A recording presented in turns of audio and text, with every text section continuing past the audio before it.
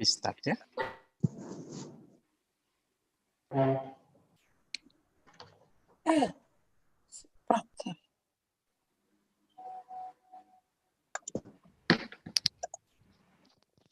All right.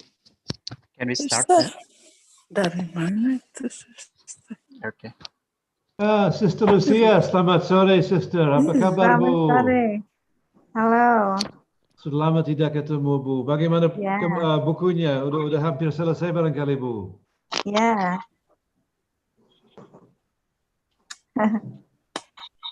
Sister.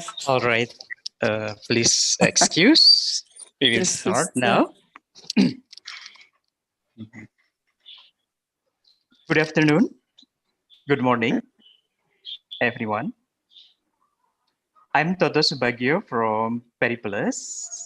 On behalf of Periplus and Heuken Institute, please allow me to welcome you to our discussion today. As you might be aware of, Periplus is an imported book distributor. Normally, you'll find Periplus bookstores in malls and airports, while you may browse periplus.com on your gadgets anytime, anywhere.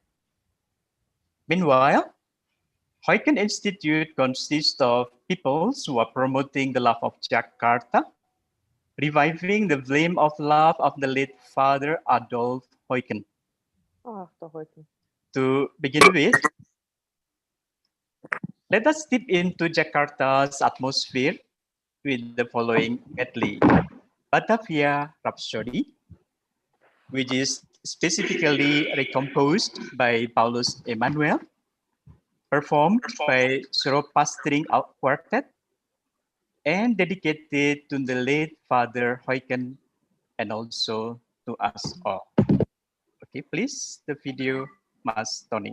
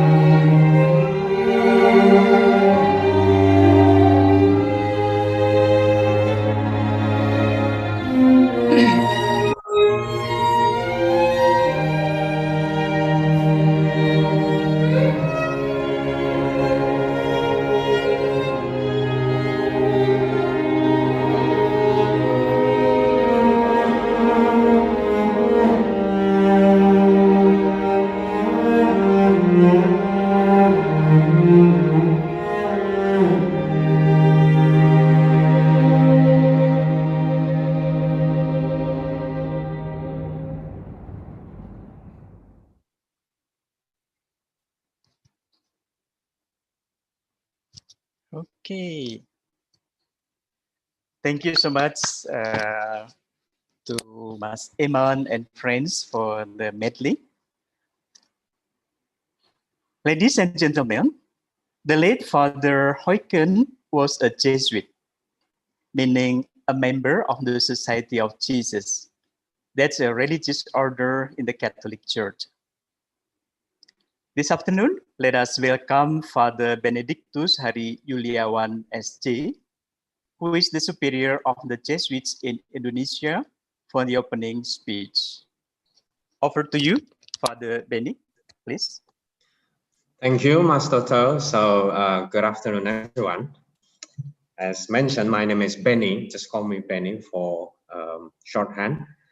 And my connection to Father Heuken is really the fact that I'm now the head of the Society of Jesus in Indonesia, meaning I'm now the chairman, if you like, of a group of people who dedicate themselves to the Catholic Church, particularly through a special organization called the Society of Jesus, or the Jesuits. Now, I did not know much about Father Heuken in person, but I do have some connection with him. About 20 years ago, I nearly became a historian. So the story was that I was about to do my further studies, and I was offered to do history. Now, at the time, I wasn't interested in history, I have to admit, because for me, history was associated with dates, events, and the nitty-gritty of having to memorize small things, which I don't like. Unfortunately, as a kid growing up in Indonesia, that's how I became associate history with. I did not like history. So instead, I then began to study sociology. But it seems that the curse of history never really left me. When I was reading social sciences or sociology, I had to do a lot of reading in history, different parts of the world. And that's really how I began my interest in history. So that's just a little story that connects me with the legacy of Father Adolf Heuken.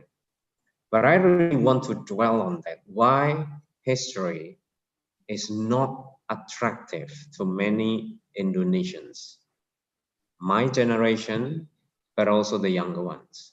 It's really because history has such a poor image among students, school kids in Indonesia. We have to, or I had to remember those small dates, names, this king and that king, this place and that place.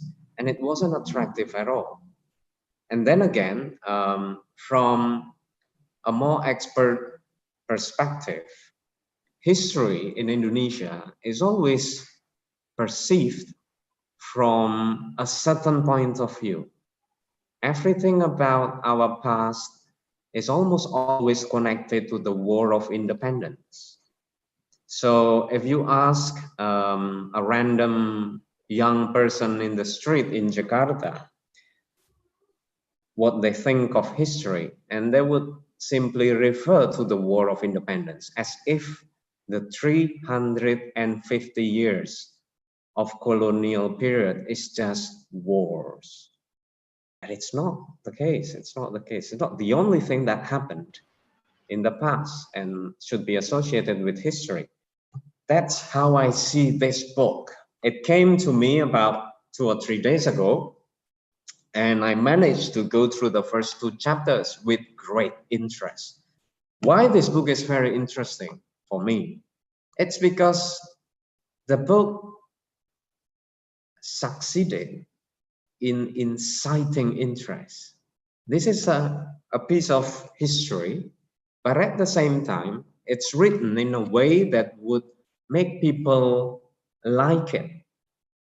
Beginners in history, it's got a story, or several stories for that matter. And you can still see the real connection with hard facts, with history as such. But the author managed to combine the small details and conjures a story, which I like. So just by chance that I read last year a book by Tim Hannigan, Periplus and the British Invasion of Java. Probably many of you have read it as well. So this book, Jakarta, History of Misunderstood City, sits alongside that. It's history that is written in a way that is more narrative, that tells a story. I also came across something slightly different in terms of genre, which is a novel by Tony Reed. The title is Mataram. I put that on Periplus actually. And it's a novel that was written using Tony Reed's knowledge, rich knowledge on Java. As you probably know, Anthony Reed is a historian, professional historian. So he wrote a novel based on his knowledge of Java in the 17th century. And that really helps me understand Java much better than the years of studying history at school. And now I have this book, Jakarta. And it really, I think, succeeds in bringing up Jakarta in its complexity, especially in terms of its history. So I'm really happy to be part of this group, this discussion, and I congratulate Herald van der Linde, the author, for this book, and Periplus and the others who are involved in its publication. So thank you so much, and over to you, Toto. Thank you so much, Father Benny, for your inspiration as well as your encouragement for us. A couple of things before we go into our discussion. Let me share my PowerPoint.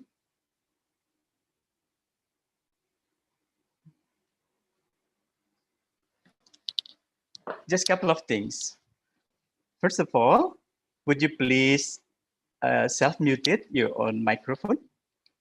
And the second one, regarding the question and answer, we are using the chat feature. So kindly send your questions to moderator. We will have the moderator to sort the questions via chat. Thank you. As now we begin our discussion, please allow me to introduce our moderator for this discussion. Our moderator is Ms. Dika Lim. Being the youngest member of Heuken Institute, Dika is a practicing architect with a keen interest in Jakarta's history as part of her journey in learning what it means to be an Indonesian. Mbak Dika, over to you. Thank you very much, Pak Toto. Thank you very much, and everybody for coming. Showing up. And my name is Dika, and today I'm your moderator.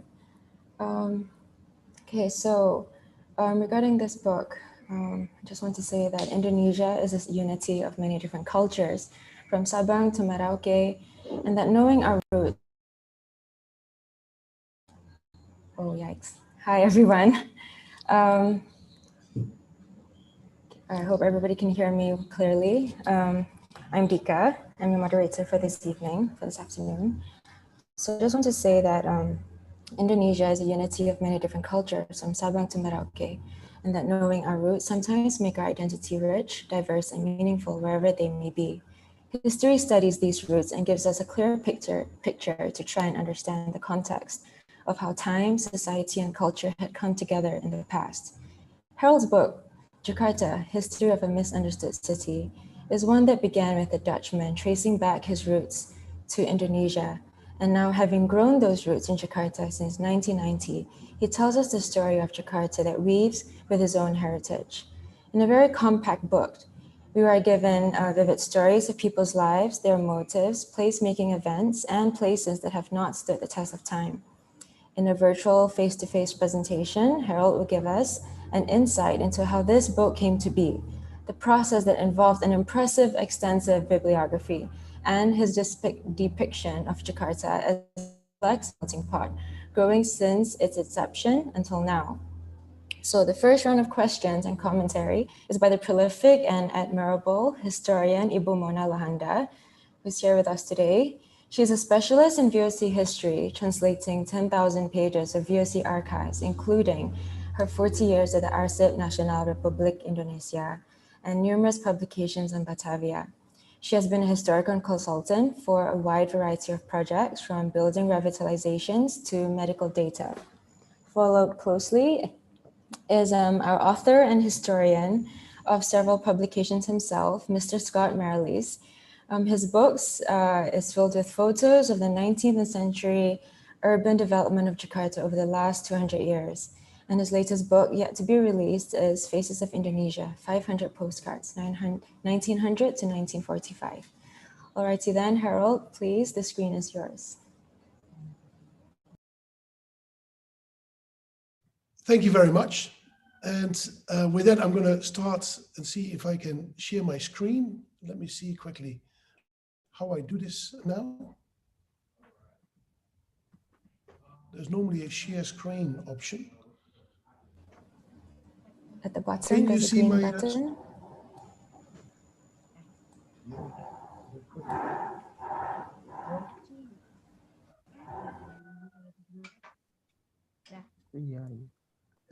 Yeah, there's normally a screen. Ah, yes, it was hidden behind something else. I'm a bit slow with technology, but we're going to get there. View slideshow. So I'll be given about 20 minutes to talk about the book and the history of Jakarta. So we're going to condense almost 2,000 years into 20 minutes. First, I'll talk a little bit about how I came to think about writing a book about Jakarta and what kind of book I wanted to read. We might talk about that later on as well. And what I'll then do is actually very briefly step through the history of the city so that anybody who's hopefully interested in the book, but that anybody who's listening in here comes away with a bit of an overview of Jakarta's history as well. Now, the first slide is this one. If there's one picture that kind of summarizes Jakarta, it's probably this one. And for a lot of people, the image they have of Jakarta, the first word that would come together is macet. It is crowded. And that is absolutely the case. And I live in Hong Kong. I live in Jakarta as well, but I'm currently in Hong Kong. And a lot of my Hong Kong and Singaporean colleagues, if they say something about Jakarta, it's about how macet it is. And that's, in a sense, a bit negative. It's true, but there are beautiful parts to Jakarta as well. And I came to discover this in the year 1990. At the top left, you can see a much younger version of myself. Also, I had hair in those days. That's long gone. And I came to Indonesia to go backpack across the country. I went to Sumatra, all over Java, and also Eastern Indonesia to a bunch of islands there. And on a ferry trip between two islands, I met a young girl. She was 7 at the time. And I believe she was a bit sick. I gave her some medicine. We came to chat, and her family was there as well. And that is the family depicted on the top right of this particular slide. They came from Jakarta, but we were far in, say, and we were beyond Lombok at the time. So on a ferry, we just briefly spoke. My idea was, on arrival in Lombok, to actually move to the northern part of Lombok and then move onwards to Sumbawa and places as such. So when I walked off the ferry, a car passed by, they honked, the windows opened, and it was his family who was just being picked up by their friends who lived in Lombok. They were visiting friends. And they said, where are you going to go to? And I said, well, I'm going to go to the north part of Lombok. And they said, well, we're moving in that direction. Why don't you join us? And then you can always take a bus later on. I said, oh, okay, that's good. So I joined them. And eventually I didn't go to, much later, I went to northern Lombok. But at that particular point in time, they had a place to stay. There was an extra room. So they said, oh, you can actually stay here. So I got to know them. And for about 3 days or so, they showed me around town, their families. I remember eating rawan for the first time ever. They introduced me to some food and stuff like that. So yeah, we got a bit of a connection. And then later on, I said, listen, I want to move on. And I traveled onwards. But they said, if you come back to Jakarta, give us a call. So about 2, maybe 3 months later, I hobbled into Stasiun Gambir in Jakarta, made my way with my backpack to Jalan Jaksa, the place where still, I guess, backpackers would stay, got myself a room there and walked into the street to phone because, well, mobile phones were not around. So I remember making a call to them and said, listen, maybe we can meet. And they said, where are you? I said, well, I'm in Jalan Jaksa. And they said, why would you go to Jalan Jaksa? You check out, wait, we come and pick you up. So an hour and a half or so later, they came and picked me up, drove me down, and we went to Pasar Minggu. And I stayed in Pasar Minggu. And initially, although I had only brief plans to move on Jakarta and go onwards to Sumatra, to Nias, where that picture on the top left there is taken actually in Pulau Nias in 1990. But I decided actually to stay much longer because it was a very friendly environment. I lived in Pasar Minggu there, and I loved the place. And I made a deal with them. I said, listen, I'll teach your children, your daughter, English, but you have to teach me English, of Indonesian. And I learned Indonesian. They brought me around, and this is the place, almost at least, a place where I used to stay and where they still live in Pasar Minggu, in Rawabambo. So I had a wonderful time. I walked around this kampung there. I got to know people. There was a bakso seller, and there were children who were playing badminton in the afternoons. And as I stayed longer in Jakarta, I wanted to get to know this monster of a city as well. It's a humongous city. It's twice the population of the country where I came from. So I took the buses around, I took trains around to explore all kinds of paths, sometimes even just random buses to places I'd never heard of. I just took them and see where they ended up with. And of course, if you do so, you see all kinds of remnants of Dutch history coming to the fore. If you go to Kota, it's very obvious. You can see the buildings, but there are sometimes small signs as well, words or places that I'd heard of and things as such. So I got interested not only in the city of Jakarta, but also, the history a little bit there. And I had a grandfather who told me maybe what you should do is to check if we had family there, because he knew vaguely, he had heard from his grandfather that actually we had some family there. I didn't know how to deal with that. So at one particular point in time, I went to a Museum Nacional, to ask them, listen, I seem to have had family here. Do you know anything how I can dig some stuff up? And they said, no, I don't really know. Actually, we don't really have anything. So I gave up. And this is early 90s. But it was only maybe 5 or 6 years ago when I thought, of course, I made a mistake. I should have gone to the archives and look in the archives. And I did. I went to the National Archives. I went into the city archives of Batavia, went through to see if I could find other people with my surname. And there I found somebody. Not only that, it was written in the archives that this particular person had created a memorial plaque, or maybe his family did, in 1742 when he died, and was sent to his family in the Netherlands and hang in the church of Zwolle, which is in the eastern part of Holland. Now, we have a family book which states that a wooden plaque had arrived in 1742 and was hanging in this church. So I knew that at least this particular man, we for certain had a connection. We spanned about 10 generations. I called the church and I said, do you still have that plaque? They said, well, we don't know, but why don't you come over? Me and my dad drove there, and when we arrived there, they had found it. It is right here. And you can see at the very top, it's in Dutch, I'll quickly translate it. It says, the gentleman Johannes van der Linde, the first upper chief, kind of purchasing manager, you could say, of the administration at the castle, was, and this is written at the bottom, died in Batavia in 1742 on the 15th of October, and he was 35 years old, 8 months and 10 days. Kind of a young man, right? So I started to wonder if there were other people in the family who had gone there as well, and what kind of lives these people would have had. So the first one I found out was actually a lady who went there in 1650. Her name was Barbara. It's also in the city archives I found her. And you really have to question, why would a lady in 1650 go from a country that was actually doing pretty okay and prosperous to a town of Batavia, which was pretty much a Wild West frontier city at the time? Not necessarily a fantastic place for women.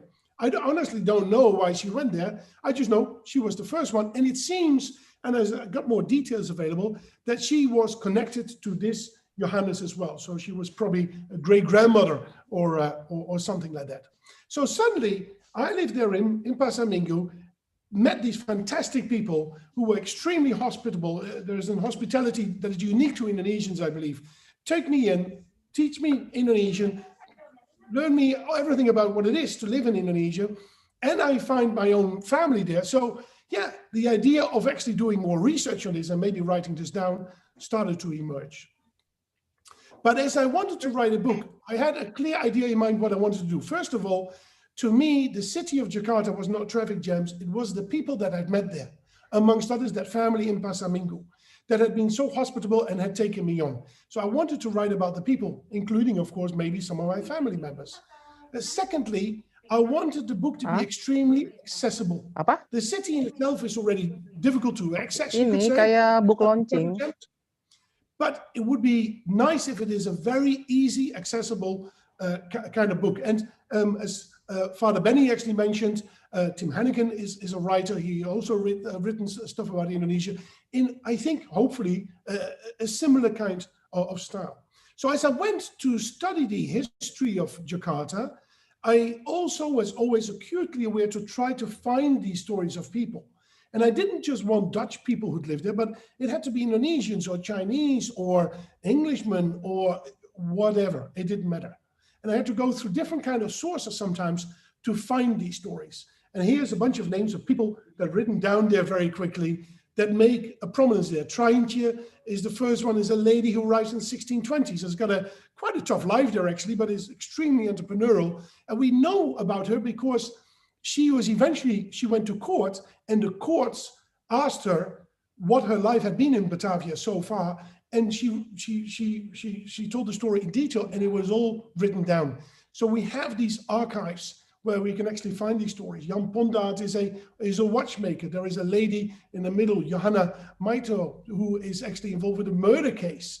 There was a Balinese slave I found something on, who had a fairly miserable life in Kota. So there were all kinds of people, and eventually also, of course, people that lived in Jakarta still itself. I was there in 1990, but I met people who had lived there since, say, 1940 or 50s. And they had seen what happened over the last 50 years in Jakarta. So I did a bunch of interviews with people as well in order to create these stories.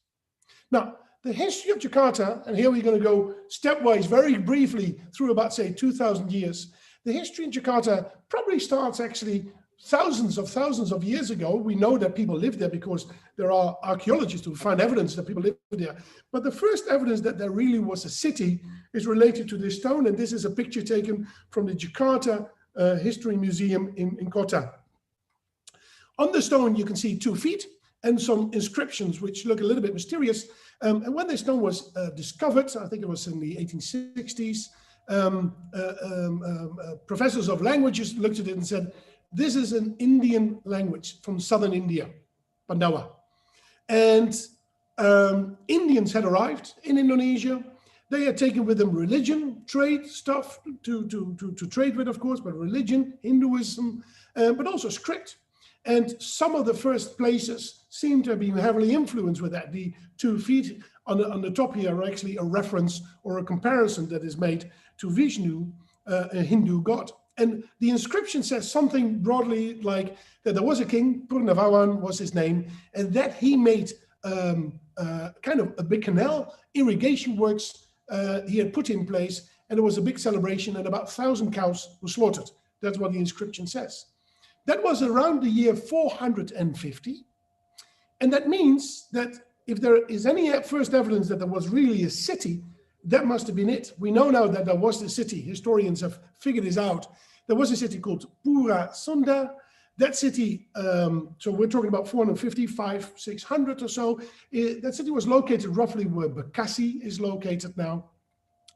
But if there's any evidence that there was actually a city there, not just a bunch of people that happened to live around and make their living in the Neolithic times, but really an agglomeration of people, it is probably related to this one. Now, cities come and go, kingdoms come and go. This Punavaman king who inscribed this big deed of building a canal, he eventually, of course, went as well. And another city started to emerge over time. And that is a small town at the very kind of northern part of what is now Jakarta, and that town is called Kelapa. Kelapa was a town, a port where people traded from. It was known for its peppers. Presumably there were some beautiful palm trees. There was a shallow harbor, so it was a nice place for ships to hang around, relatively protected by the currents of the oceans. So Kelapa became a kind of a trading town, and now we're talking about almost 1,000 years later. We have some evidence that people were in Kelapa because one of the earliest local Indonesians that started to write something down was a man called Bujangga Manik. He was a prince who lived in Pakuan, that is now Bogor. He decided to give up his kind of wealthy life of feasting in the cool hills of Bogor and to hike around Java. He actually made 2 hikes around Java, became a kind of a monk, went all the way to Bali, which he thought was a very awful place because way too crowded already in those days. Anyway, on one of his trips, he catches a ship back towards Kelapa, gets off in Kelapa. He didn't really like crowded places, so I don't think he stayed there for a long time. And he mentions that he actually registered there. He had to register there, and when he makes his way through the city, he writes down a couple of names, all on palm leaves. And you can see the palm leaves here. The palm leaves actually have been preserved in Oxford University in the Bodleian library there. They were translated in the 1960s by a Dutch scholar. But on the palm leaves, he writes down a couple of places that he's been, and one of them is Ancol. And Ancol is still a place now, so it's not unreasonable to assume that there was likely the Ancol that we know it. Of course, it has changed considerably in the meantime as well. So that Kelapa town was a port city, and nearby Indonesian kingdoms and cities fight for interest over it. They wanted to control it, and eventually in 1527, under the leadership of a kind of a general, you could say, Muslim leader called Fatahillah, that town was conquered by what was Demak at the time and renamed from Kelapa to Jayakarta, city of victory or something like that. Now, by that time, the Portuguese start to show up as well.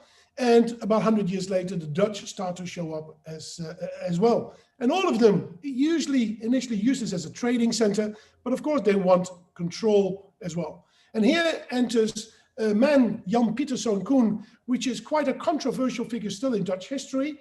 You could take your glasses on and say, on one hand, he was the start of the colonization of Indonesia by the Dutch. On the other hand, a lot of people in Holland consider him a megalomaniac and a mass murderer. He slaughtered a lot of people in Banda just to make sure that they had access to the spices there. But at one particular point in time, he played a major role in the Dutch ability to conquer Jayakarta. Jayakarta was a growing city. Itself wanted to be independent. There were places like Demak and Banten and Mataram in Indonesia that wanted to control as well. The English were there, the Dutch were there. So it was a kind of pool of geopolitics that started to evolve there. The English were clever initially to build an alliance, maybe you could say, with Banten to see if they could kick the Dutch out. They almost did. Jan Pieterszoon Koen had to leave Batavia in order to get new ships and reinforcements. It took 4 or 5 months, and I guess the moment he left, he thought maybe the English are just going to slaughter all the Dutchmen and going to take over Jayakarta. But he was lucky to find out that that was not the case for a variety of reasons. When he came back in, I believe it was May 1619, and Jan Pieterszoon Koen was not a man that liked negotiations. He just stepped on land, says this place is ours now, and he burned down the whole city of Jayakarta and said this is ours now. We're going to build warehouses here, and we're going to control this place. Sorry, And Harold, you is have 5 more minutes. Okay, I'll be very Sorry quickly. about that. this is then actually a couple of pictures that show the history of Jakarta very quickly. We're looking at here from the north to the south. You can see the Great River. There was a fort built. You can see also in the middle on the what is that, the left bank of the city of the river. You can see a city hall being built. On the right side of the city, not too much is actually going on at that particular point in time. And this is a virtual reality kind of picture of that same town in and around, say, 1619 or 1620 or a little bit onwards, when they were just starting to build Batavia. This looks quite nice. This is another picture of the Tijgergracht, one of the canals that they built. Was kind of prime property, you could say at the time. And if you will be able to look in detail at this picture, you can see Indonesians, Dutch, Chinese, Arabs. There's all kinds of people walking around. It was a rather cosmopolitan place. The Dutch were actually in a minority. And by the 1650s, just when, say, my first ancestors arrived, the city looked something like this. Now we're looking from south to north. You got the castle there. There's a city hall on one side. And you can see that the other side of the city is being built as well. And in the middle is the viewpoint of Beekman's painting, because in 1661, a painter sits down and makes a picture, the first painting of Jakarta. And here we have it. We can see the fort in the background, the river in the middle, and a whole bunch of different people here. Now, there are three people I'd like to highlight here. The bottom left, you can see some Chinese haggling with each other, trading maybe next to a dog. There is a Dutch family, kind of a little bit further left, that is protected against the sun by somebody. And a little bit further, you see what is called a Mardijker. A Mardijker, this is an enlargement of that particular part of the picture. A Mardijker were Indians who were under the Portuguese, initially sometimes slaves, but as they converted to Christianity, became freed. Therefore, Merdeka, Merdijkers, Mardijkers.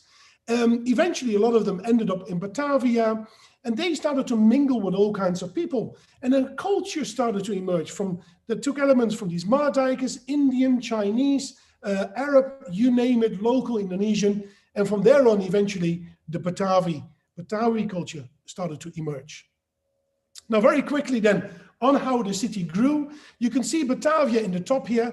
Eventually, there were some wars between Mataram and Batavia. The Dutch were able to keep their stronghold there, and they started to be able to explore the surrounding areas. They needed to build a couple of forts in order to protect that area. And you can see Fort Anke, there's a Fort Rijswijk, a Fort Noordwijk, a Fort Jakarta, and a Fort Ancol. They built these forts just to make sure that nobody could actually come and attack their city quickly. They built canals to these forts, and along these canals, people started to live. And then, kind of a skeleton of the city starts to emerge. You also had in the very north, Pluit, an outer defense. You can see that on the map here. That area, Pluit, is of course still there. It comes actually from a type of ship, a fluit ship, that was used in order to build that outer defense. And Fluit and Pluit and Pluit, these names eventually emerged. So that's where a lot of these names come from. Tanah Abang was actually where the Mataram army settled down to attack Batavia at one point in time, and found out that the soil was red, and therefore it became known as, well, red soil, Tanah Abang. The city continued to grow, but eventually it really struggled for a variety of reasons. There were too many people. People had to live outside the city, but also the Dutch were in a minority, and there were all kinds of racial tensions that came to an explosion in 1714, when for 3 days there was an absolute mayhem. The Dutch killed an enormous amount of Chinese, maybe locals as well. The guy who I just showed you the plaque in Zwolle in the church that I found out was a forefather of mine, he was there. He died in 1742. He must have participated. He was part of the administration, a senior member, and I know that administrators of the castle were involved with that massacre. So it's very likely that one of my grandfathers was in here as well, part of that particular large massacre. The Chinese moved out of Batavia and were given another area just south of Batavia, which, as we now know, is Glodok. And that's where Glodok came from, Chinatown came from, and that's why it is still today. After that, the city tried to deal with all kinds of problems. There are floodings, there are diseases, there are the racial tensions we mentioned. But a lot of the richer Dutch people said, well, we don't want to live in this particular place anymore. Malaria was a big problem. They started to move outside of the city and build large land houses there. One of them is still here. That's the picture here. And that is the Museum of National Archives, a fantastic building on Jalan Gajah Mada in North Jakarta. And another one was a place called Weltevreden that we now know much better as Gambia. A large estate was built there. People built had large lands around it. On these lands, markets were conducted. And therefore you get a Sunday market, a Pasar Minggu, or a Monday market, a Pasar Senen, a Wednesday market, a Pasar Rebo. That's where some of these names come from. There were estates and markets were conducted in and around those particular areas. Now, we then move forward. The city continued to grow to such an extent that the Dutch eventually said, we probably need to expand. We need to move outside of Batavia. It was a bit of a cesspool of kind of diseases and malaria and floods and everything actually in and around the 1800s. So a decision was made to move further south. There were even plans to move the capital to Surabaya at the time. They were binned, and they moved the capital a little bit further south to Weltevreden, the estate that I just mentioned, and started to build around there. The thing is that the infrastructure that the Dutch put in there for themselves looked quite nice. You can see that at the bottom. There was a Harmony building. We have tramways. We have shops and buildings being constructed. Houses had sometimes access to water, piped water.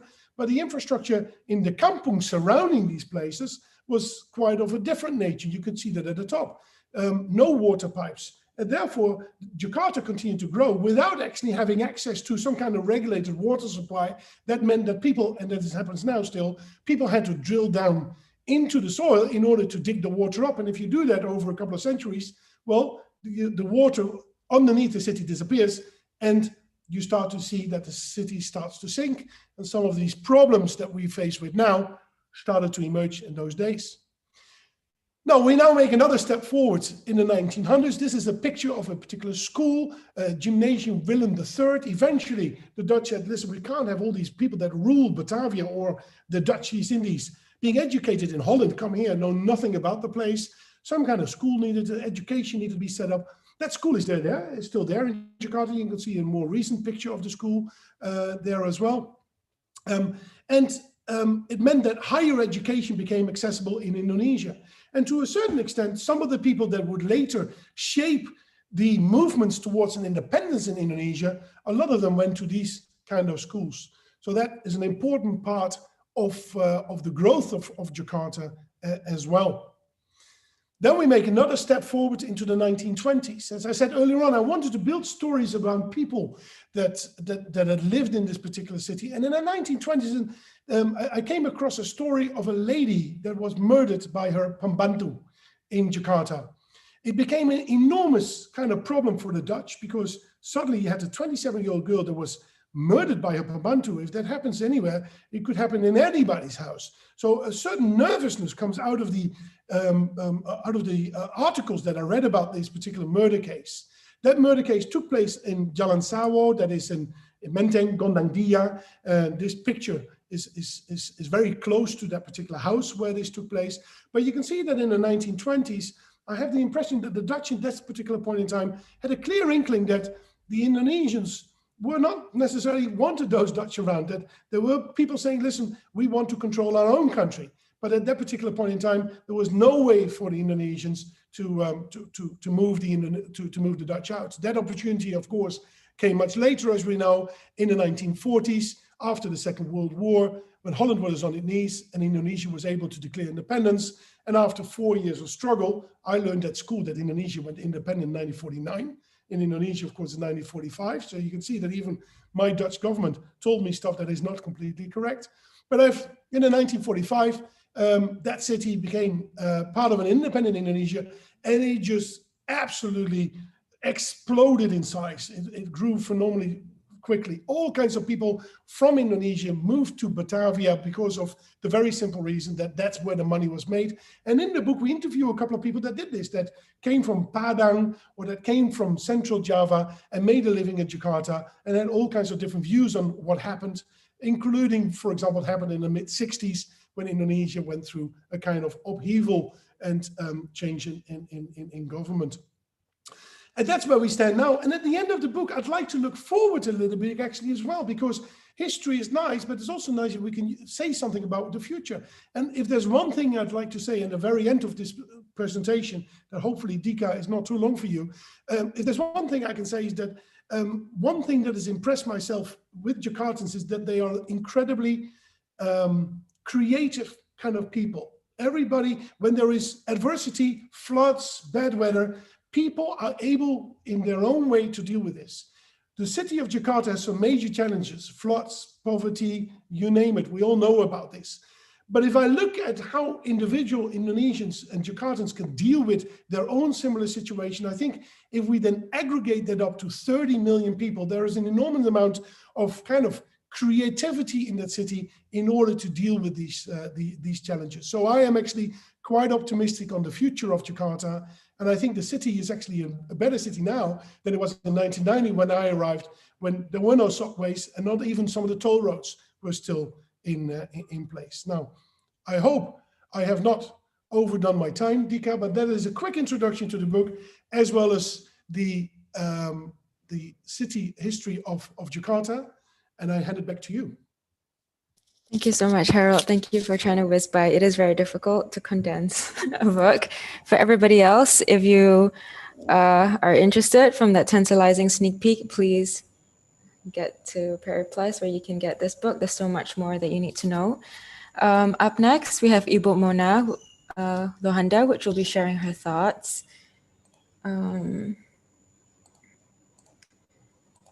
Ibu Mona. Persilakan, Bu.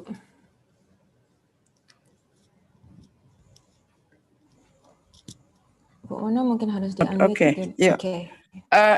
Saya sudah kirim PowerPoint, tapi saya pikir saya akan bicara bahasa Indonesia dulu. Nanti saya kasih sedikit ulasan dalam bahasa Inggris ya, kalau memang diperlukan.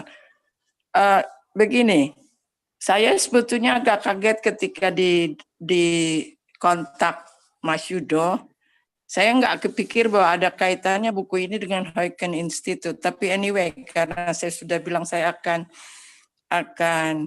saya bersedia, ya sudah. Begini, ketika saya terima buku ini, saya hanya melihat overview pertama. Ya, dari judulnya sound very interesting and catching. Kemudian saya lihat daftar isi, chapter per chapter. Saya sedikit pikir, you look by the title of the chapter, you think this is a kind of le petit histoire. Kami dalam sejarah ada genre yang disebut le petit histoire. Artinya, sejarah ditulis hanya yang kecil-kecil, tapi dalam konteks peristiwa yang besar. Jadi, tapi sesudah saya periksa bab per bab, pertama saya quite catching karena judulnya Trince and Sobekong. Saya kepingin tahu lebih banyak tentang Sobekong, but I got nothing from the article tentang Sobekong. Terus bab-bab selanjutnya. Ternyata buku ini lebih banyak cerita tentang keluarga penulis Van der Linde. Kan dimulai dengan Barbara yang datang pada sekitar 1620-an. Saya berharap dalam buku ini pun akan ada cerita lebih detail tentang setiap anggota dari keluarga Van der Linde. Kan ada yang mendirikan perusahaan Linde Tevens yang sekarang masih ada di Glodok sana. Ada yang untuk saya tertarik karena ada yang menjadi guru sekolah yang teman-teman senior itu nyebutnya Kawedri yang sekarang menjadi gedung Perpustakaan Nasional di Salemba. Ya, terus ada lagi macam-macam banyak. Nah, cuma ketika saya periksa satu persatu, cerita itu tidak nyambung kalau kata orang Betawi. Artinya, antara riwayat yang diceritakan dalam bab itu sama sekali tidak begitu banyak ada keterlibatan anggota keluarga Van der Linde. Jadi saya bertanya, ini le petit histoire atau apa? Itu yang membuat saya jadi bertanya-tanya. Kemudian dengan judul Misunderstood History, siapa yang salah mengerti tentang Batavia ini? Masih pakai kata Jakarta, tapi masih dimulai secara kronologis dengan Batavia. Kalau kami di akademik biasanya menulis Jakarta Batavia atau Batavia Jakarta supaya tidak ada yang terputus dalam periode sejarah itu. Jadi menurut saya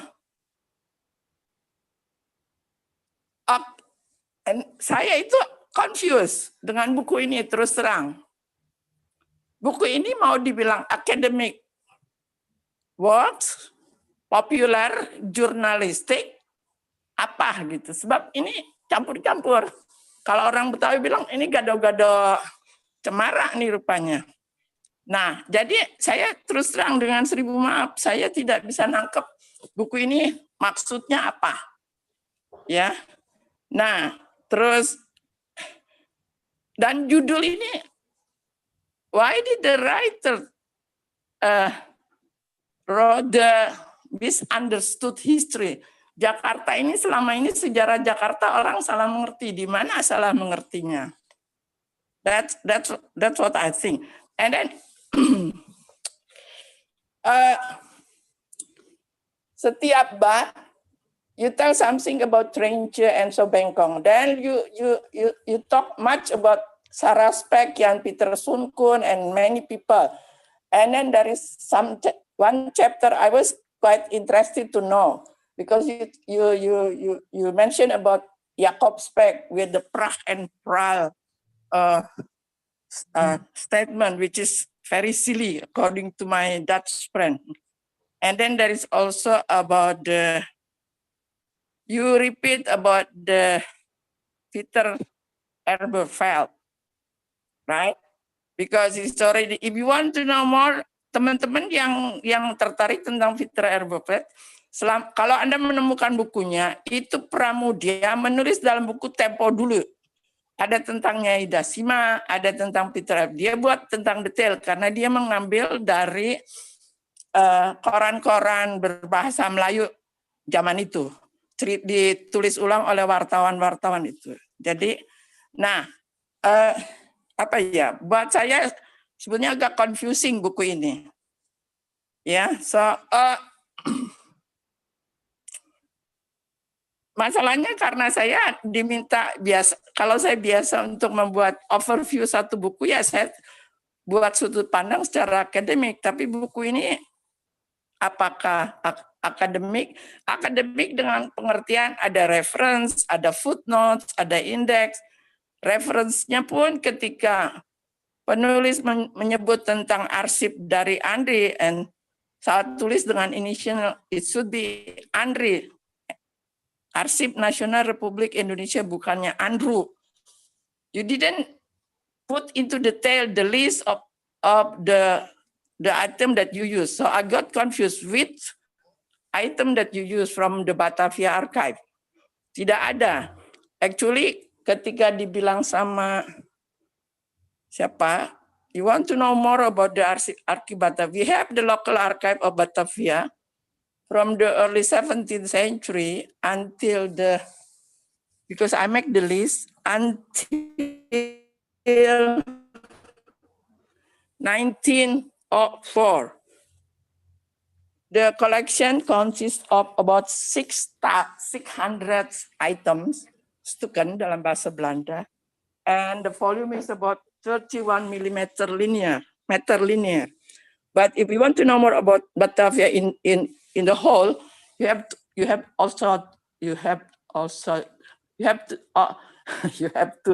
use the other local archive which called Tangerang. This is also the big collection because Tangerang was the southern part of the Residency Batavia at that time, even until the Indonesian independence. So, and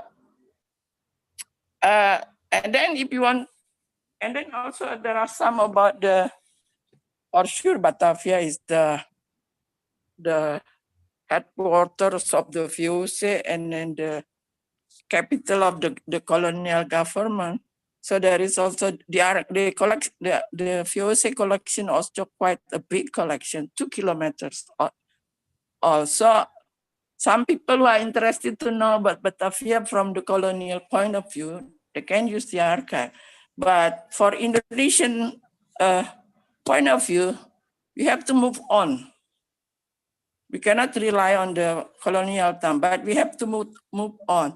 So there are also the pity that we don't have the local archive of Batavia from the post-independence period. But well, there are some way to do. Okay. So apalagi yang saya mau bilang ya. Begini saja, jadi saya sebagai sejarawan, terus terang saya tidak mengerti. Sebab kalau dia popular writing dalam sejarah, seperti yang tadi disebut oleh Romo Beni, Mataram oleh Anthony Reid, Pak Tony itu pun ya lumayan lah. Tapi ada juga banyak buku tentang Leonard Bluese, sayang buku dia tidak diterjemahkan tentang You quote it in your reference, the Bitter Broid. Itu mendapat hadiah pertama sebagai novel sejarah yang baik dari Belgia kalau tidak salah. Kebetulan Leonard Bluese itu teman baik saya.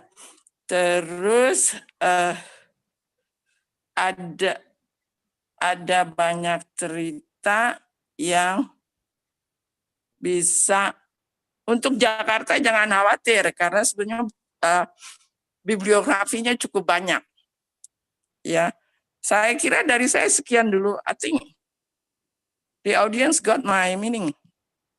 Ya, silakan Mbak Dika. Hello. Herald, so you have some responses ready? Yeah. Okay. So you're right. So this is not an academic book, and actually in the very beginning of the book we say this is not an academic study of you can hear me, right? I'm not on mute. Okay, yes. This is not an academic study of the city. There are other studies that have been available. There are actually some books in Dutch written about a century ago as well that if you want an academic study of the city, that's where you should look. What I had in mind with this book is something slightly different. Let me explain this to you. Instead of an academic study where you do a lot of details and you go into depth, I didn't want to necessarily do so. I wanted to give an overview of the broader history, 2,000 years. I didn't want the book to be that much longer than, say, 250 pages, so that it's easy readable. And for people who come to Jakarta for business or visit friends or so, that within 1 or 2 days, they were able to get a grasp of what actually this city is and how they should maybe have a different view on this city, that maybe there is a lot of beauty, as I said, in these kampungs and in these streets, instead of all the traffic jams in there. So I did not want this to be an academic study, and it should not be read as such as well. For that, there are other books available. Secondly, I wanted to be around the people, as I mentioned, so that it is actually a very easeable, kind of absorbable story for people. However, the reason why I put some of the references in the back of the book is for the very simple reason that there might be readers out there who say, I would like to know more about, say, Si Pitung, or I would like to know some more. So I've given academic literature there in order for people to really look a little bit further and maybe guide them on the way where they can look at. For example, Leonard Bluese is one of the books that you mentioned there. I've used his work as well. So the idea is not to be academic, actually. The idea is to actually be very just, you can say journalistic, chatty is the way that I would say, a chatty way to understand what that history of Jakarta is. If people are at a university and they want to do an academic study on what happened between 1650 and 1750 in Batavia, there are studies that go into considerable depth in that, and interesting books to read as well. But that's not the way I wanted to go to. The second thing is that you said, what about misunderstood Jakarta? And this is maybe a little bit from where I come from, because my experiences in Jakarta are overwhelmingly positive. I like this place. I like to be in Jakarta, where my family lives, in small streets in southern, it's actually Lenteng Agung where they live now, or in Pasar Minggu, as I mentioned.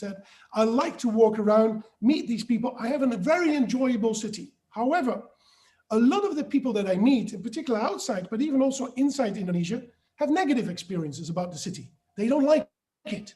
It's traffic jams. It is crowded. There is nowhere to go. From the migrant, There is nowhere to go. From there the are no parks. And so therefore, a lot of people, I think, have a view on Jakarta, and this is not just foreigners, I think also people that don't live in Jakarta but are Indonesians, is by the onset somewhat negative. And this is why in the presentation, my first slide was this slide of, this is how people think Jakarta is. And therefore, I think they miss out on the beauty that is in that particular city.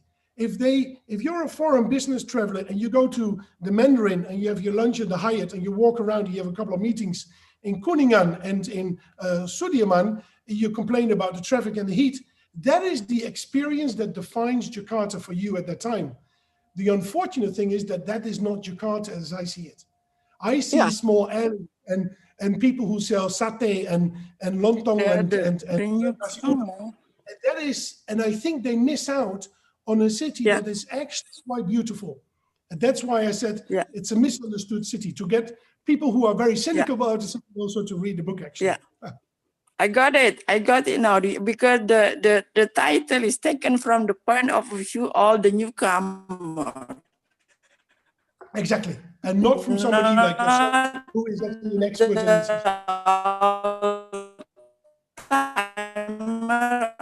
All people was born. I am impression that is from the outside, because the people in the newcomer, they don't understand the city. That's why there is this kind of. Now I got your meaning, the misunderstood by the outsider, the newcomer. That's See, right. that's why I got a surprise. My friend who was in Jakarta for many decades, he came here because his father moved to Jakarta as an official, government official. I mentioned about the thing that you put in on page 170, is it 170, about the pizza man statue. This is actually this gedung itu patung pemuda loh. In the Bundaran Senayan. When I asked him, have you ever had the pizza man statue? Apa tuh? Because we never know about that. So, you would mention page it. 171. Yes, that's right. I can put the tukang pizza statue. Saya bilang, who said that about this patung pemuda? Yeah. And that's because we never read the how do you call it? It sounds a bit insulting for us. The second thing you mentioned about the Little India in Pasar Baru. Actually, we didn't say it's Little India in Pasar Baru. When I was a kid, we used to do shopping there because there was no department store or mall at that time. 119 page you sebut Little India in Pasar Baru. We mentioned Toko Bombay, not Little India. Because next to the Kali Ciliwung, Pasar Baru Jembatan, there is a school which is now moved to Ancol, kalau tidak salah. But we never mention Little India. Just see, I just make correction because it's based on the word. Yeah. Yeah, that's correct. Sometimes from me. This is a difficulty if you write a book about a very wide history in about, say, you want to leave it to 250 pages. So you are right. I actually use Little India because it just captures the imagination quickly, because you have Little Indias and Little China sometimes in all kinds of other cities as well. So somebody who would pick up the book and say London, he would directly have an idea of what I would refer to. That is correct. You mentioned the Pekojan. Actually, they don't concentrate in Pekojan anymore. They moved to Cawang. Actually, the Arab Jakarta from Jakarta. I got one of my close friends is an Arab from Jakarta. He's a original Arab and descendant, but he's Jakarta, Betawi, Arab Betawi. We call him. So that's some correction. Okay, thank you. Thank you. Thank you so much. Terima kasih Bu Mona atas pertanyaan-pertanyaan yang membuka wawasan kita dan mengajak kita untuk lebih kritis pada topik sejarah. Selanjutnya, kami mengundang Bapak Scott Merrillees untuk membagikan pemikiran dan pertanyaan. Go ahead, Scott. Good. Thank you very much, Dika. Can you hear me, Dika? Yes, very clearly. Thank you. Yes, excellent. Yeah, very good. Good. Well, thank you very much for the invitation to be part of this event today. And I'd first like to applaud the establishment of the Heuken Institute. I think it's a great initiative to honor the name of Father Pastor Adolf Heuken, who sadly passed away last year, but who made such a great contribution towards all of us learning about the history of this wonderful, fascinating city of Jakarta. And I'd also like to particularly congratulate Pat Judo Suiji and the team at Periplus, who have been the driving force behind the development of the Heuken Institute. I think it makes an enormous, a very positive contribution towards, for example, having events like this, and hopefully when COVID is behind us, we can meet in person. But obviously, we need to talk by video today.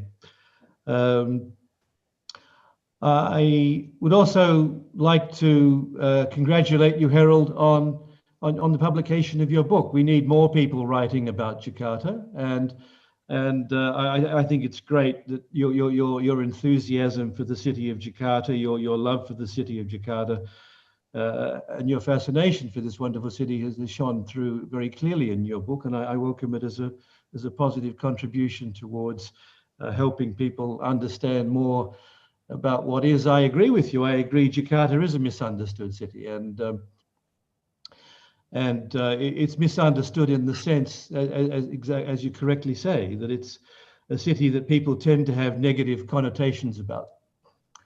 And that's not just foreigners or outsiders who come, be they coming from outside Indonesia or just from outside Jakarta. So, Jakarta is often regarded or has negative connotations. But when you look below the surface and look into the fascinating history, there's a lot of exciting things which can be found. And so I think it is fair to say that Jakarta is misunderstood, because people will quickly do the work they have or conduct the business they have to conduct in Jakarta for half a day or a couple of days, then fly off to Bali or perhaps fly off to Borobudur, and before going back to their home country. So I see your book as certainly trying to create a level of interest in Jakarta amongst people who might otherwise think that there isn't really very much that is interesting to see in Jakarta. I think in the discussion between Bumona and yourself, Herald, the question of perspective came up there, and I think there can be history written by those who were born and lived in Jakarta, and there can be history written by those who were born outside Jakarta but came here and then decided to write about it, and both are valuable contributions. A late friend of mine, Dr. Firman Lubis, who passed away in 2012, he wrote 3 excellent books on Jakarta in the 1950s, Jakarta in the 1960s, and Jakarta in the 1970s, and he wrote those in Indonesian.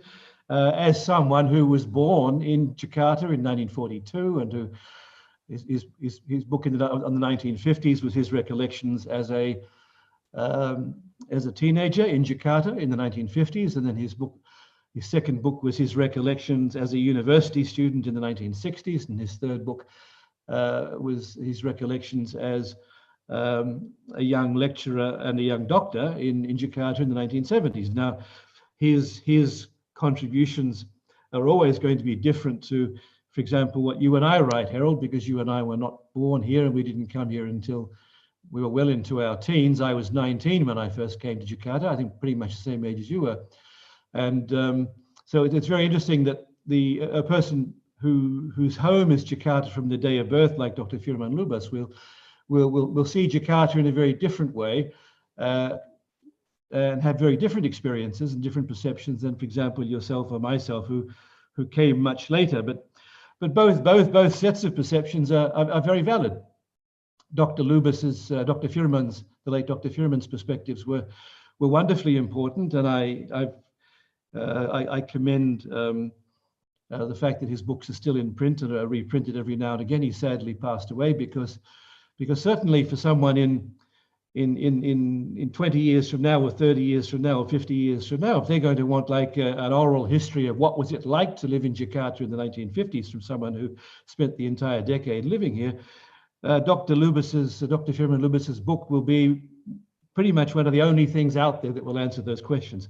The same for the 60s, same for the 70s, and the books that he wrote. But now your book and my books, Herald, we're taking a different perspective. We are people who have come from overseas to Jakarta, developed a very deep attraction for the city, found it very fascinating, and I think both perspectives are very valid and equally important. And because if you look at Jakarta, and one thing that shines through in your book, Herald, is that Jakarta is a city which has continually attracted people, and so the concept of an outsider is not you and I as a couple of expatriates who rolled in on our US dollar salaries a couple of years ago, but I think in your book you refer, for example, to Trinchier Willems, who arrived in 1622 in Jakarta, and what shines through in your book, I think.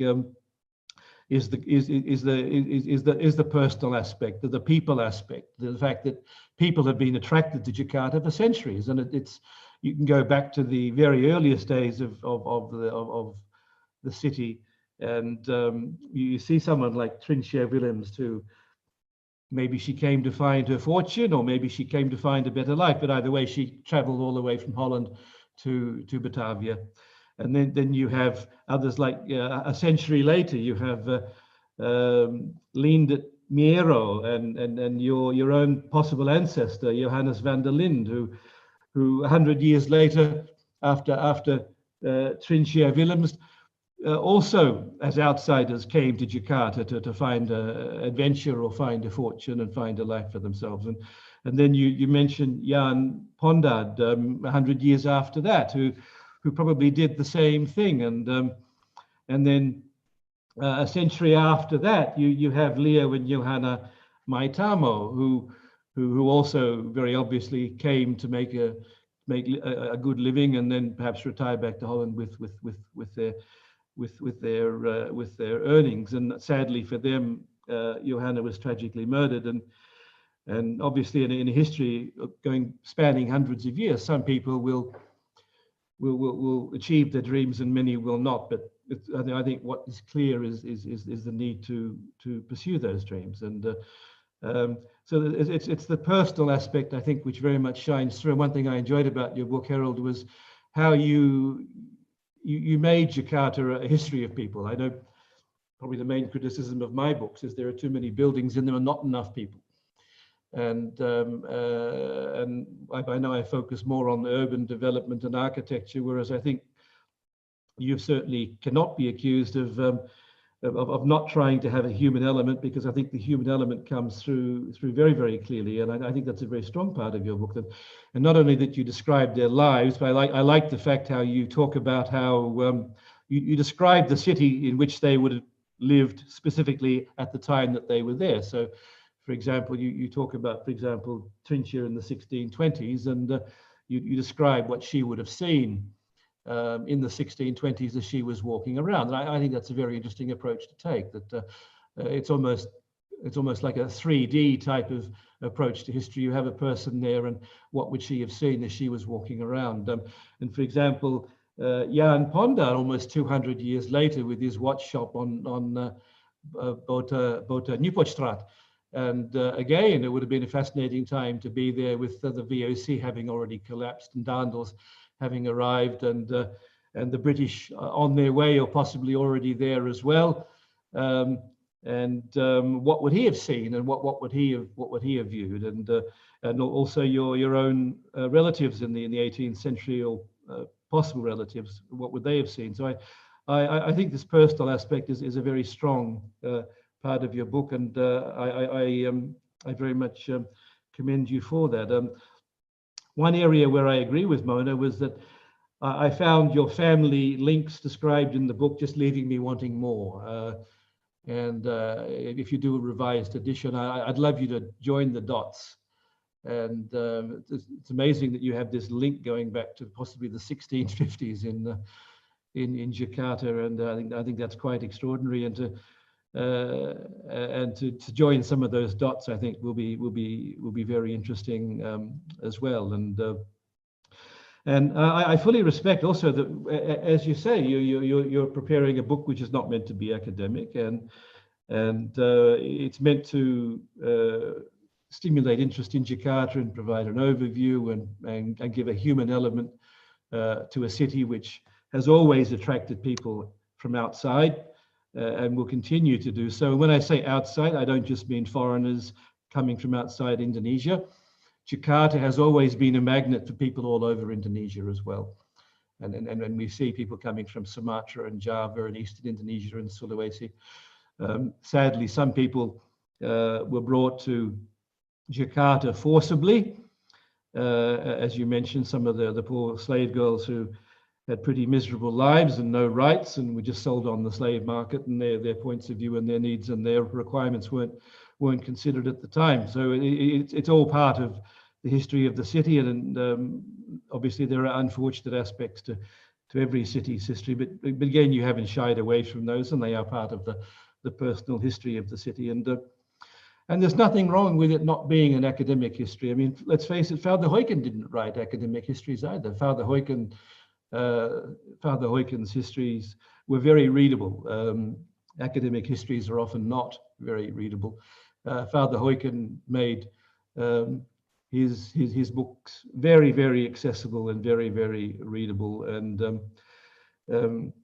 one of the great things about Father Heuken's work, of course, was his own background as a Jesuit. He was fluent in so many languages, be it Indonesian, English, modern Dutch, Old Dutch, modern German, Old German, Portuguese, and Greek and Latin. And I don't think there'll ever be another Father Heuken, but he was looking to bring the history of Jakarta to all of us in a non-academic way, but in a way which has obviously touched so many people. And I was fortunate to have known Father Heuken for more than 20 years, and he was a much beloved person who made his time available and shared his knowledge generously.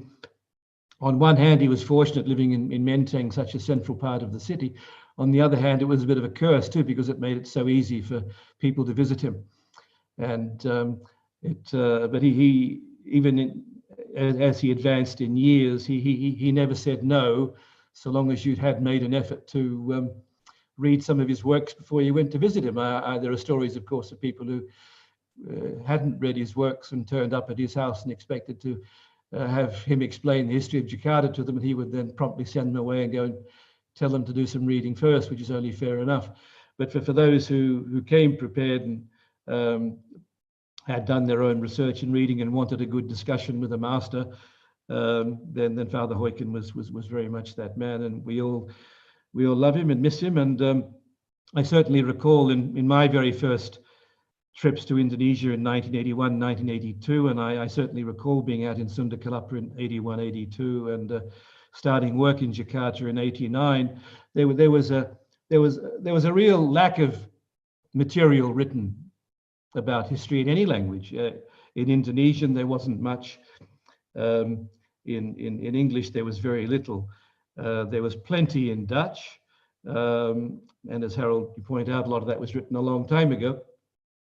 And so the history of Jakarta, not very accessible for a lot of people. What Father Heuken did was make the history of Jakarta accessible. His book, Historical Sites of Jakarta, will always be a classic. It'll never go out of print, I hope, as long as CLC is there to print it, and maybe the Heuken Institute can help with that as well. And his book was translated into Indonesian, and so it was available in English and in Indonesian. And I think the English edition went through about 7 editions, and the Indonesian edition went through about 11 editions over the years. And so it touched many people. So Harold, a big welcome to you as someone who is writing on the history of Jakarta, and keep it up and keep it going. And it's only your first book, and it becomes addictive writing and researching, and researching is a very dynamic thing. You never stop learning. I've been writing and researching the history of Jakarta and collecting photographs, postcards, maps, books on the history of Jakarta for 30 years and publishing books for 20 years. And there are always going to be exciting discoveries. Even quite recently, I made another exciting discovery. And as part of this wonderful city of Jakarta, it's a history where there's just so much more to be written, so much more to be uncovered. And I welcome you to the little group of people who take great joy in researching and in writing about our wonderful city of Jakarta. Thank you, Harold. Thank you, Dika. Thank you, Scott. That was exactly on time. I want to ask Harold, do you have any direct responses to Scott's comments? Well, thank you very much, Scott, for the comments, and even more now, of course, as well. I think it's only fair to say that myself and Scott are very similar in the case that we came in our youth. I was 19 actually as well when I arrived in Jakarta, not in US dollar package, by the way. Well, I wasn't at the age of 19 either. Don't worry about that, Harold. Okay, yeah. So I remember have to wait another decade, yeah. 97, 98, I had to go back to the Netherlands for Christmas, and I couldn't even buy a plane ticket because of the currency crisis that unfolded in those days. But yes, I think you're right. It is history is fun. Pabeni just started off at the beginning and said, when I learned history at school, I didn't really enjoy it because it was a kind of porridge of dates and facts that he had to learn. But actually, the discovery of history is an extremely fun and interesting exercise to do. So I really enjoy it. It took me about 3 years to read all these things, to go into libraries and archives and talk to people, find old books in Jakarta, and I found old books in America, Germany, in old bookstores in Amsterdam, and read up on them and see how also historians have evolved and changed their view on particular events over time. So that was extremely fun. Of course, I came with a slightly different viewpoint than an historian, than an academic, because I was also looking for these interesting stories. So the story that I mentioned earlier on in the 1920s of a lady that Johanna, that was killed by her pembantu, by her domestic helper, and that became a big case all over Indonesia. People felt insecure. The police said, if you want to hire a pembantu, please come over and check them out first. We got lists of people that you shouldn't be hiring and stuff like that.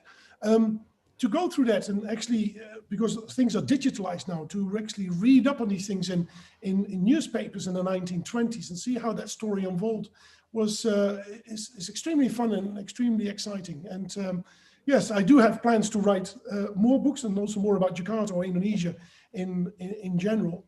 And again, I think the good thing for people like myself is that historians have paved the way. A lot of that work is done. I'm of course lucky, I'm Dutch, so a lot of it's written in Dutch, or sometimes in Indonesian. So it's fairly accessible to myself as well, but there's stuff available in English as well. So that's something that I'd like to continue on. And I know that you are continuing on this particular path as well with an upcoming book in the not too distant future. So I believe it's called Postcards of Indonesia, correct? My new forthcoming book, Herald, is actually getting away from buildings and urban development. It's actually Faces of Indonesia, 500 postcards, 1900 to 1945. So I'll thank you for posting that, Dika. And So it's a real departure for me not to be looking at architecture and urban development, but I became fascinated with the diversity of the people of Indonesia in the first half of the 20th century, before Indonesia became independent and therefore an independent nation, when people identified more with their own local ethnic group and spoke their own language and didn't speak the national language of Indonesian, because there wasn't a nation of Indonesia and there wasn't a national language, notwithstanding the Sumpah Pemuda of 1928, but that was just a small group of intellectuals. So it became fascinating for me, and I've been collecting postcards for 30 years, but my new book will look at essentially 6 chapters, Sumatra, Java, Bali and Lombok, Kalimantan, Sulawesi, and Eastern Indonesia, and essentially bring to people's attention some of the magnificent portraits, the magnificent photographs that were reproduced as postcards in the first half of the 20th century of the people of Indonesia before Indonesia existed. And it's fascinating when you think that when you don't have a national language, how does someone from North Sumatra communicate with someone from South Bali? The reality is they don't. And it was an era when, of course, people didn't travel either. But so I'm trying to focus, I think, very much on the Bhinneka Tunggal Ika, the university in the unity in diversity. And so that is coming out next month. And thank you very much for mentioning that. But Father Benny's comment earlier about history is interesting, I thought, because my wife Teresia is Indonesian, and she said that when she was going to school in Lampung and Jakarta in the 60s and 70s, history was very selective. I mean, she knew all about the Sriwijaya Empire and the Majapahit Empire, but then there were gaps of hundreds of years. I mean, she knew this vague sort of thing called a Zaman Belanda. And she went to a Catholic school in Lampung and a Catholic school in Jakarta. So she sort of thought that Zaman Belanda meant lots of Dutch nuns. And I'm sure there were lots. But history has obviously been extremely selective in the education of Indonesian children over the last many decades. And obviously, it's very much reflection of what the education department wanted to teach in terms of history to Indonesian children, and that's obviously the decision for the education department to make, and I respect that. But I think there's a lot of things which aren't taught, and hopefully through books written on many subjects and the availability of the internet and other work done by the Heuken Institute going forward, events such as this, where I see there are 140 people on this Zoom meeting, which is the highest I've ever seen in any subject, business or pleasure. And so it's obviously there's interest there. And so congratulations again, Herald, and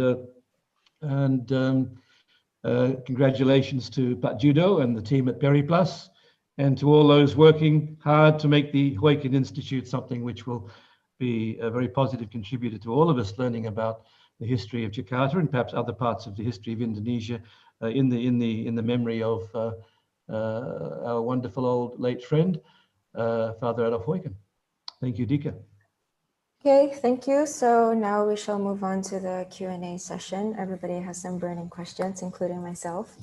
The first question I would like to highlight, which I think kind of is a really good question to start off. It's by Aziza. And Aziza asks, what makes this book special than any other historian book?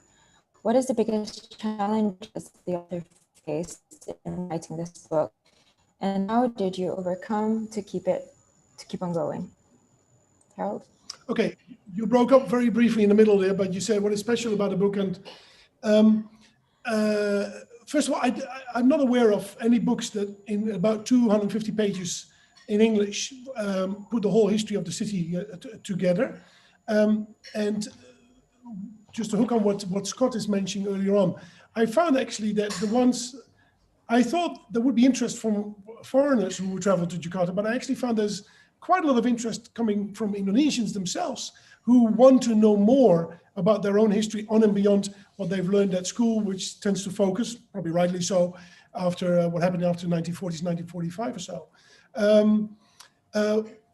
What also, I think, if I can say what this makes special, is simply that it tells you how people just lived in those days. We have stories in the book of people walking around the city, crossing a bridge, seeing a tea house that we know most likely was there. I try to even imagine how it would have smelled and what sounds there would have been as such. It is trying to make it very much a humanized history of the city. So if there's something special to that, then I would say so. And that's because I learned to love this city because of the people that I met there. And that goes back to these people that I met in Pasar Minggu and opened up the city and Indonesian culture and themselves to me. Okay. Another question, I think also, because since Ibu Mona raised the topic, from Mariska, does the book have to have a label to fit a category? This idea of using the word history on the book to, and... Yeah, so I didn't think about a label for the book when I started off, and to be honest, this is the first time I'm actually thinking about it.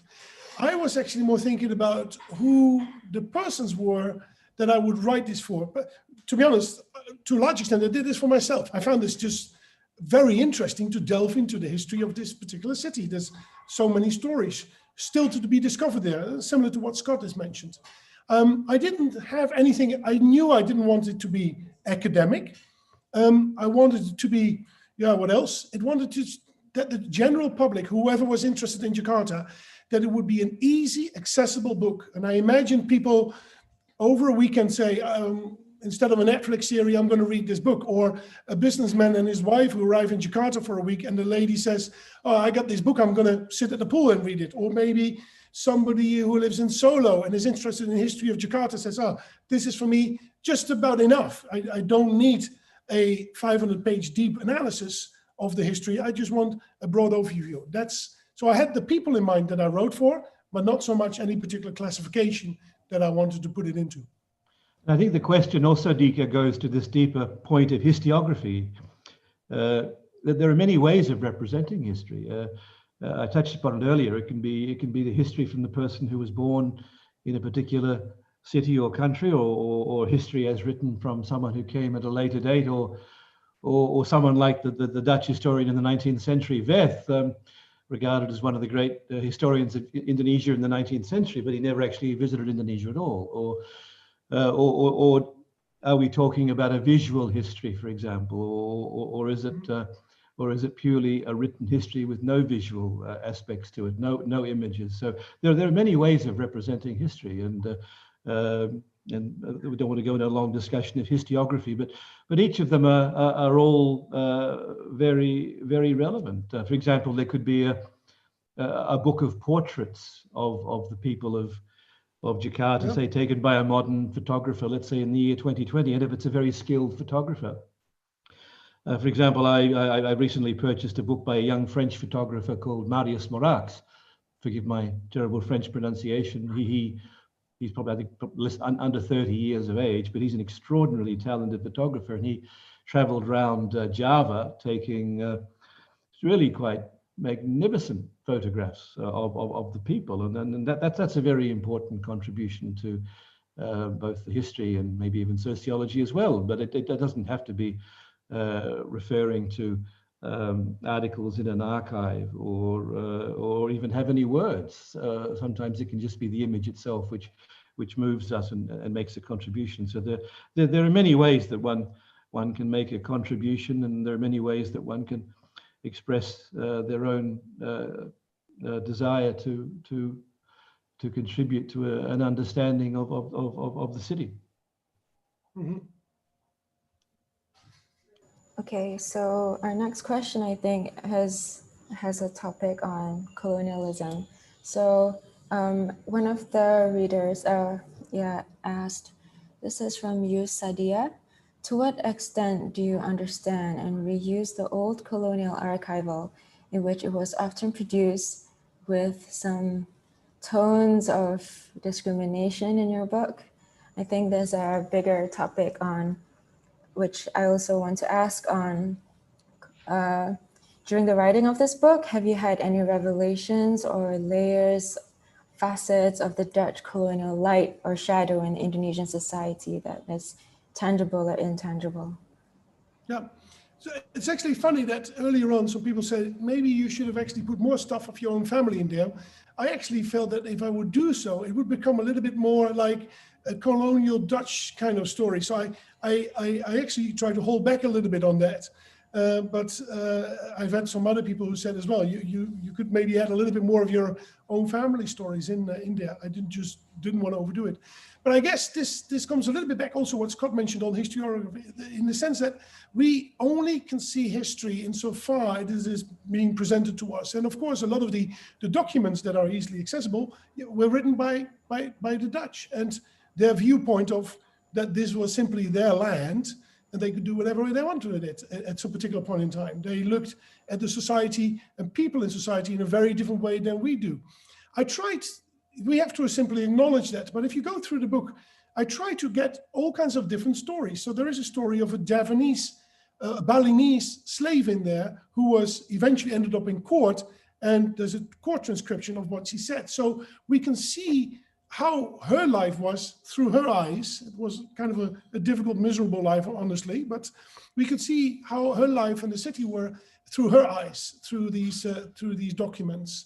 There was also a Chinese traveler who ended up in Batavia and walked around and looked actually at the Dutch and had to laugh at them. He thought it was funny that they all went on Sundays to this building called a church, and were all very solemn and very serious, and then would walk out and go drink alcohol afterwards and party.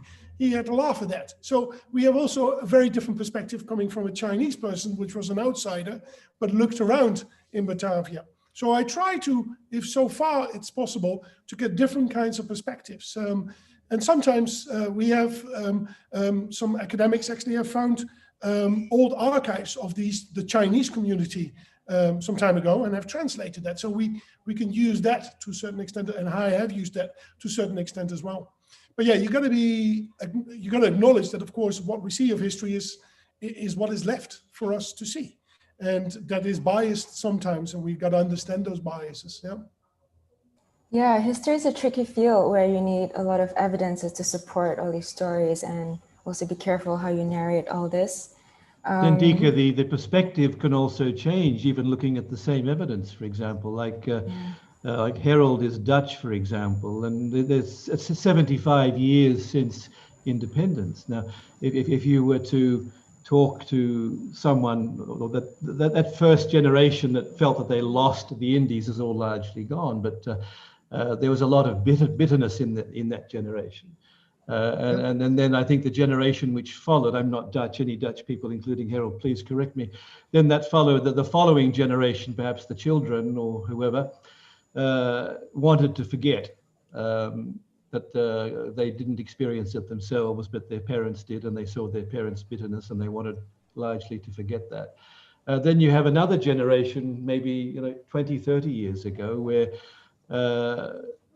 the colonial history of Indonesia from a Dutch perspective is only history because they never experienced it themselves, or maybe Granny did, but Granny is already a very old lady.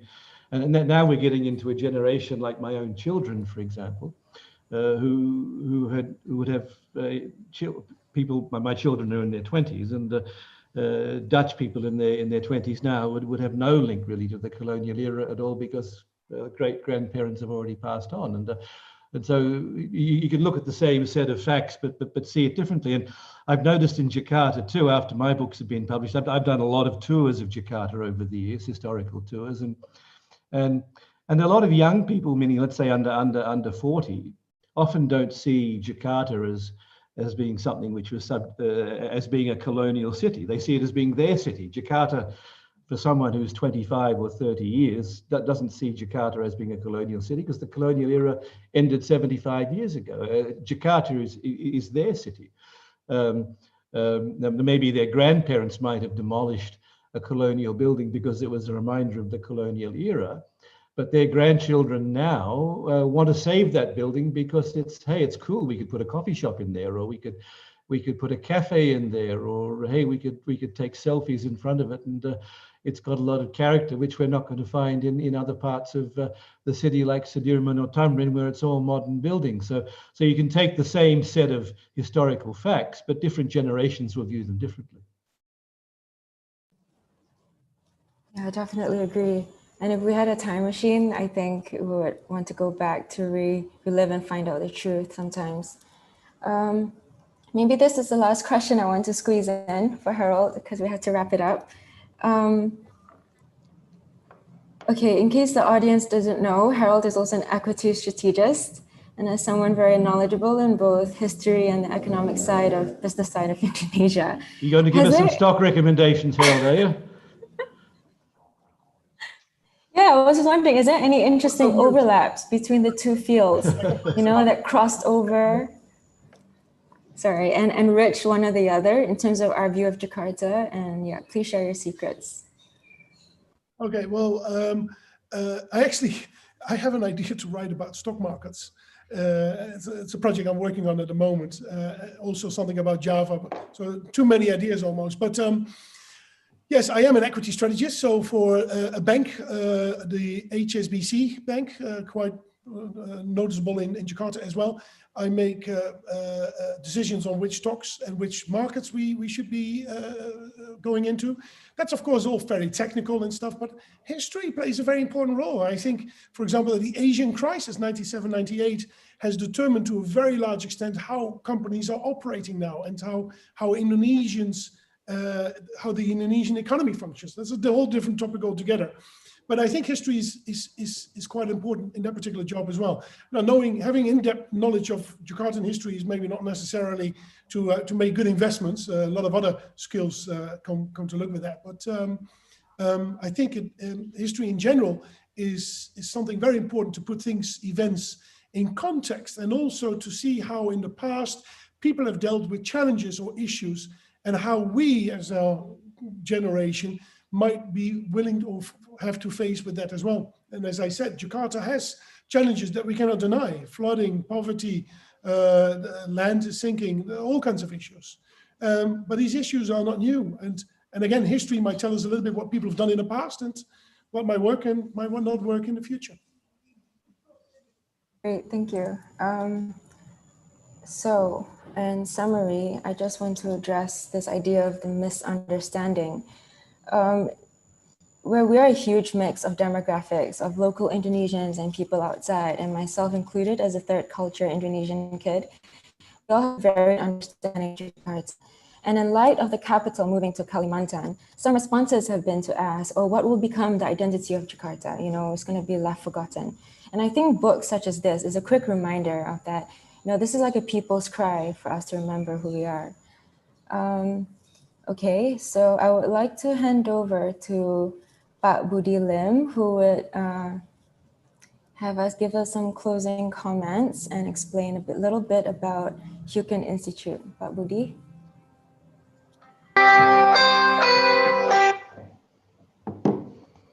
Selamat malam. Good. Is my voice? Yeah. So the Heuken Institute, it started, I suppose, a few years ago. The idea that Father Heuken mentioned as well, that he is very desperate about history of Jakarta. He found there are not enough people can write about the history of Jakarta. And so the idea came about, I don't know, 5, 6 years, 7 years ago. I used to have dinner with Father Heuken. He always mentioned about the future generation of historian that we desperately need. There's the Heuken Institute idea come about. And the message from Father Heuken, he want, if we one day manage to set up the foundation, should be Pusat Studi Sejarah Jakarta. Now we call it Heuken Institute. The main purpose is how we can produce future Father Heuken who dedicate for the study history of Jakarta. He mentioned also history of Jakarta, not necessary for building. It could be for culinaire, it could be for costume, it could be for dance, it could be anything. And the second is that history is so important. You should start it in early education. So he really longing for education kit, history education kit for school, primary school, secondary school, even in the university. So the kit could be for the lecturer as well as for the student. So I'm really sad in the way we could not form the Heuken Institute while Father Heuken is still alive, but it's better late than never. I also remember that teaching history, it has to be interesting. I totally agree with Father Benny. A lot of historian lecturer are rather boring.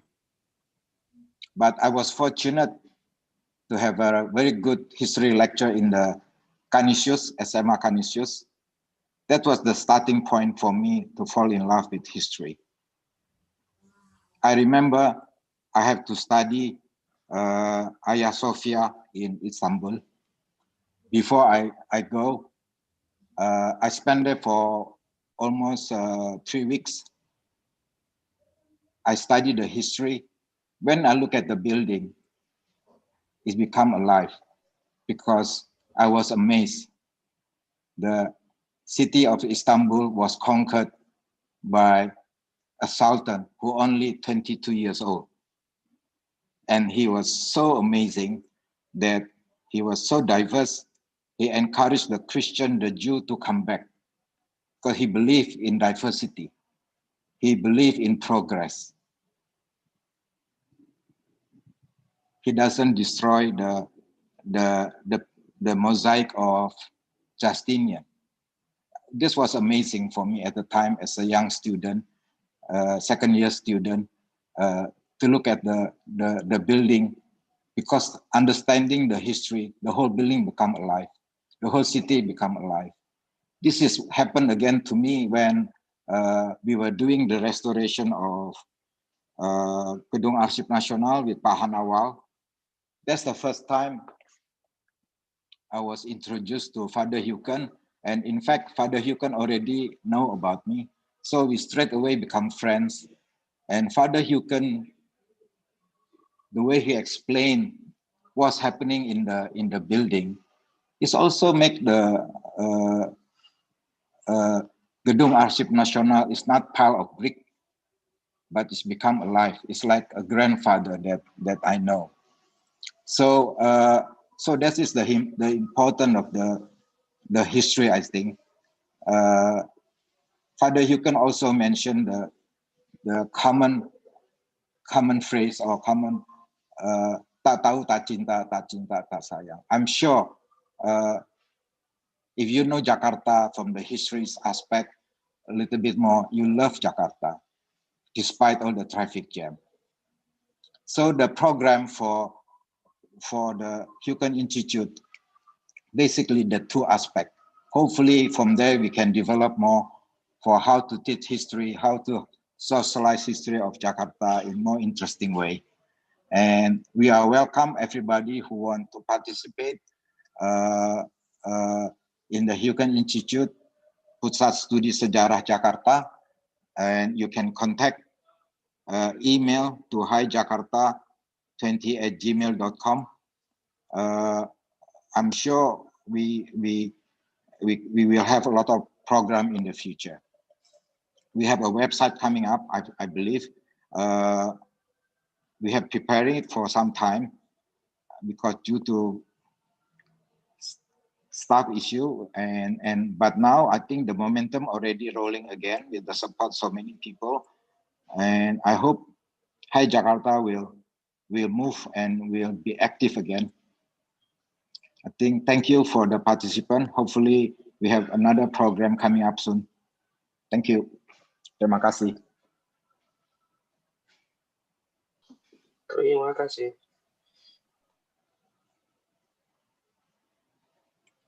Vika. Okay, thank you everyone. I think I'll pass this on to Bato, to our MC, to wrap this up. Thank you again. Okay. Thank you, Mbak Dika. Thank you, Pak Budilin. Now we know that there are a bunch of people who have the same interest as well as love of Jakarta. So if you have any further question, feel free to contact them at hi.jakarta20@gmail.com. Ladies and gentlemen, the discussion was really very fruitful. In the chats, there are a lot of questions as well as comments, but due to the time constraint, in one or another way, we have to find our unanswered curiosity after this session. Yes, more than merely porridge, as Herald said, porridge of date, his story is really fun, and I agree with that. As we come to close this discussion, we would like to thank you all the audiences. Some are from as far as Netherlands as well as Italy. Thank you, Romo Purnomo. We thank our speakers and moderator of today's discussion, Herald, Ibu Mona, Scott, Father Benny, and of course, our moderator, Mbak Dika. Thank you so much. We also would like to thank Suro Pastring Quarter as well as the Indonesian Heritage Society for the admirable support. We thank you and we'll see you in our future discussion or events. Thank you so much. Have a good evening. Thank you. Thank you. Silakan Mas Tony.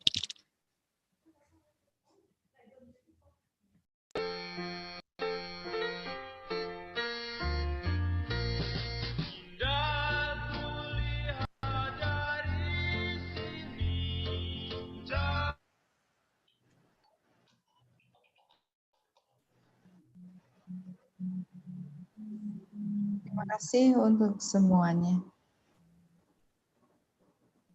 Terima kasih Suster, terima kasih Pak Toto. Romo, terima kasih Romo Benny, Terima kasih semua teman-teman Heuken Institute. Terima kasih. Terima kasih untuk semuanya. Romo Benny, Congratulations, Herald. Greetings from Pasar Minggu. We'll be Pasar waiting for Minggu. you. Congratulations. Thank you, thank you.